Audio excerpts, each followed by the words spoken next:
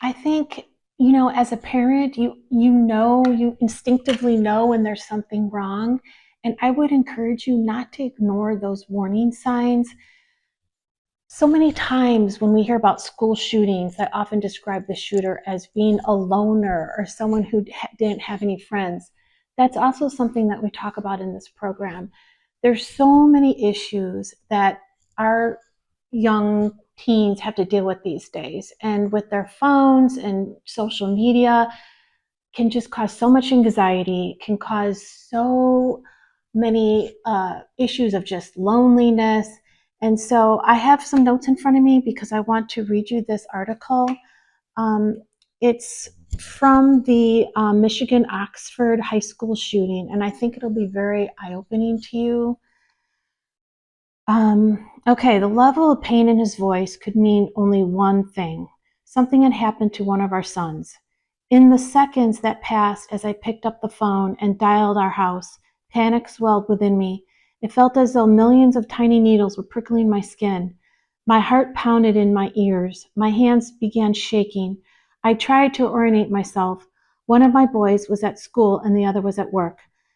It was the lunch hour. Had there been a car accident? When my husband picked up the phone, he shouted, "Listen to the television." Then he held out the receiver so I could hear. I couldn't understand the words being broadcast, but the fact that whatever had happened was big enough to be on TV filled me with terror. Were we at war? Was our country under nuclear attack? "What's happening?" I shrieked. He came back on the line and poured out what had just learned during a distraught call from a close friend of our 17-year-old son, Dylan. There was some kind of shooting at the high school. Gunmen in black trench coats were firing at people. The friend knew all the kids who wore trench coats, and all were accounted for except Dylan and his friend Eric. And Dylan and Eric hadn't been in class that morning, and no one knew where they were. My husband had told himself that if he found the coat, Dylan couldn't be involved. He'd torn the house apart, looking everywhere, no coat. When there was nowhere left to look, somehow he knew the truth. It was like staring at one of those computer-generated 3D pictures when the abstract pattern suddenly comes into focus as a recognizable image. I barely got enough air in my lungs to say, "I'm coming home." We hung up without saying goodbye. My office was 26 miles from our house. All I could think as I drove was that Dylan was in danger. With every cell in my body, I felt this importance to me, and I knew I would never recover if anything happened to him. I seesawed between impossible possibilities, all of them sending me into fear. Maybe no one knew where Dylan was because he had been shot himself. Maybe he was lying in the school somewhere, injured or dead. Maybe he was being held hostage. Maybe he was trapped and couldn't get words to us. Maybe it was some kind of prank and no one was hurt. How could we think for even a second that our Dylan could shoot someone? Shame on us for even considering the idea. Dylan was a gentle, sensible kid. No one in our family had ever owned a gun. How in the world could he be a part of something like this? Yet no matter how hard I wanted to believe that he wasn't, I couldn't dismiss the possibility. My husband had noticed something tight in Dylan's voice earlier that week. I had heard it myself just that morning. I knew that Dylan disliked his school and that he'd spent much of the past few days with Eric, who hadn't been to our house for months, but who suddenly stayed over one night that weekend. If Eric was missing now, too, then I couldn't deny that the two of them might be involved in something bad together. More than a year earlier, they had broken into a van parked on a country road near our house.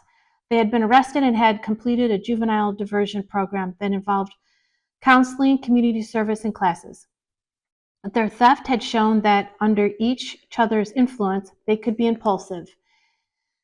Could they also, no matter how unbelievable it seemed, be violent? This is kind of a long article, so I'm going to do a little bit of paraphrasing for the rest of it. But what I want to mention so far is these were caring parents. They really, really cared about their son Dylan. And it didn't seem like a broken home, did it? But there were some warning signs. Just even a simple tightness in his voice is what his mom said. And I do want to really just I want to thank this mom for being so open and honest. It's such a tragedy, and it's just horrible that we can't talk about these things and they continue happening.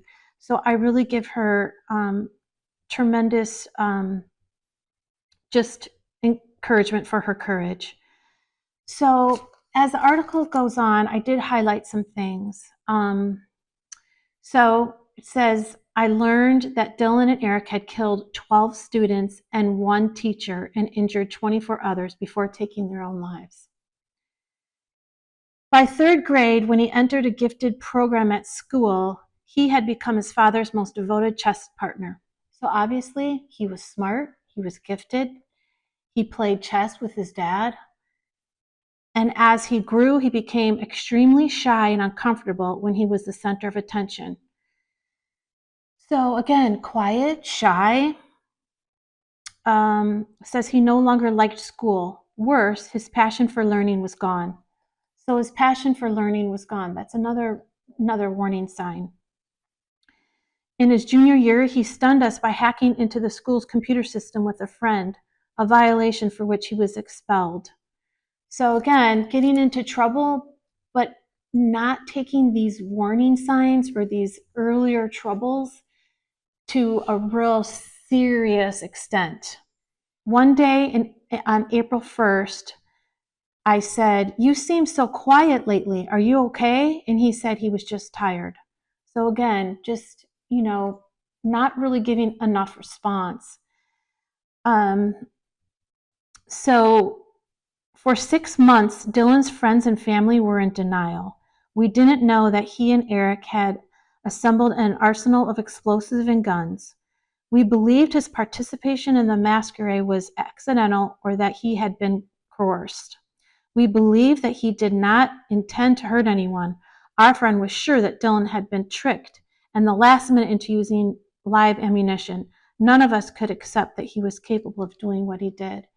These thoughts may seem foolish in light of what we know now, but they reflect what we believe to be true about Dylan.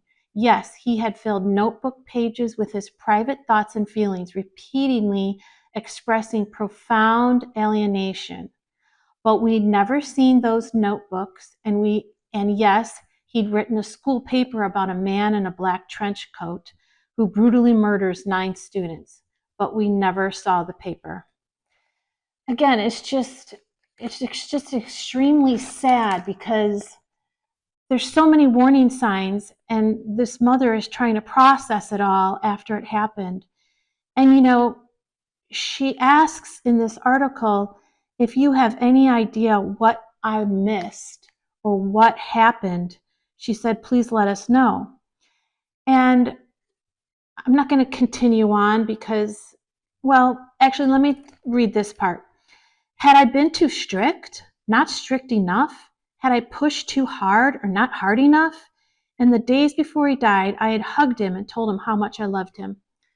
So obviously this was a caring mother. She loved her son very much. She tried to be strict. She tried to not be too strict. It's really a dance, and it's something that needs processes in place, and that's what I came up with. And honestly, one thing she didn't mention in this article is that having any kind of a belief in God or a higher power.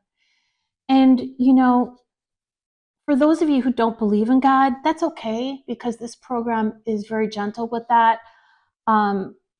Believe me, I've been hurt probably the most through some of my Christian friends, but that doesn't mean that God is still not good, And I believe that having that in their lives, it's just unparalleled. It's something that I work with in my program. And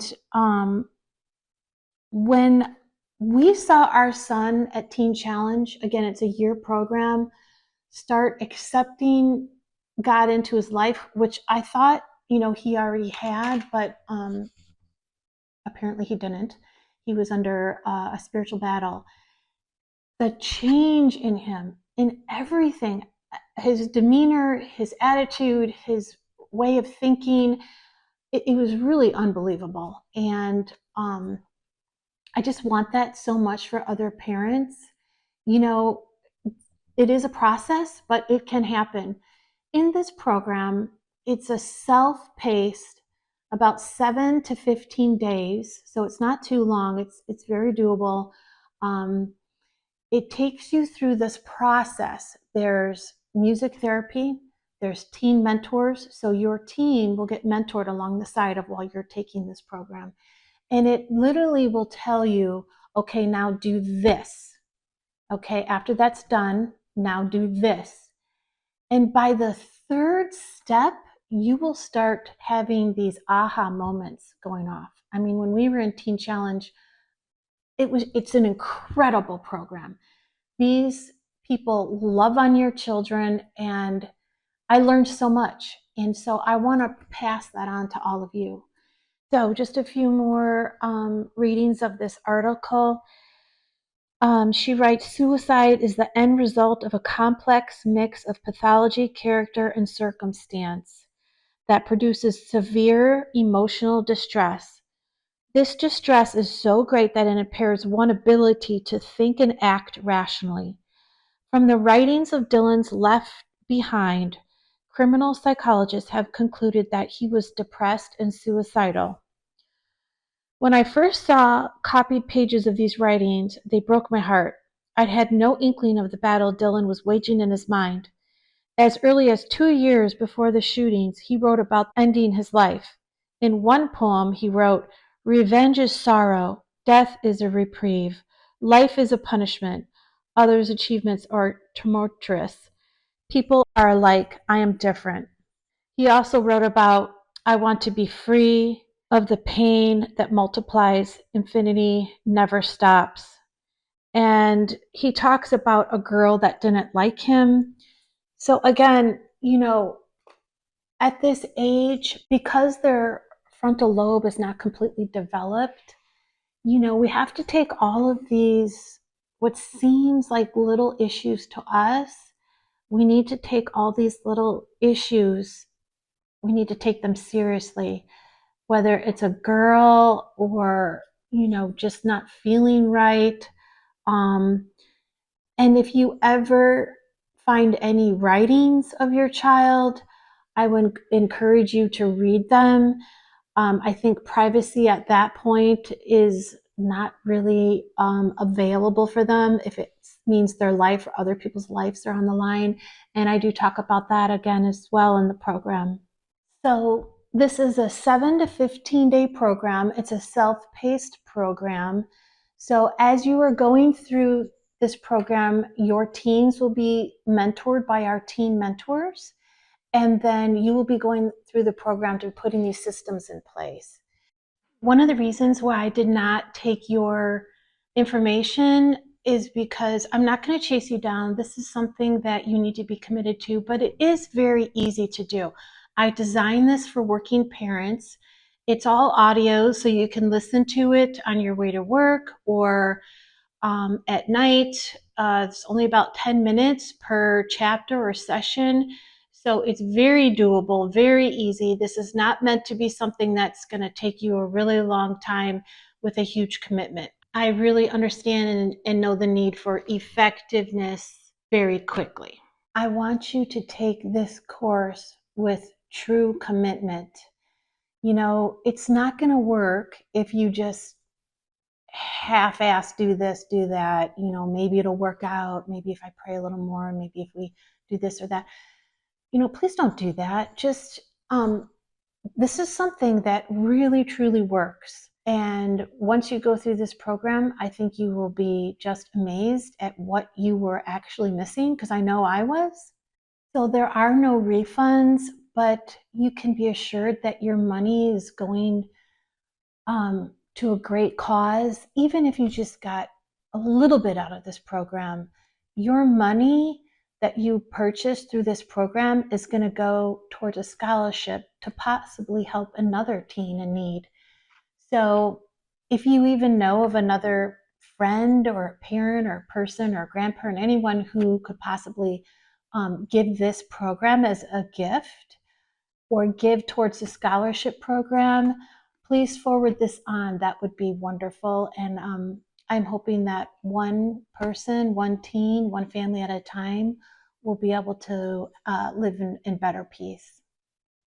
So you will be forwarded onto the website, and you can just go ahead and click on purchase program, and that'll take you through your self-paced program. There are very clear directions all the way along the way. You will also get my book and instructions in the mail. And if you want to donate towards the scholarship, there's also a donate button. If you know of a grandparent or another friend or a parent that could give towards that and you forward this on, I'd appreciate that as well. So the best of luck to all of you.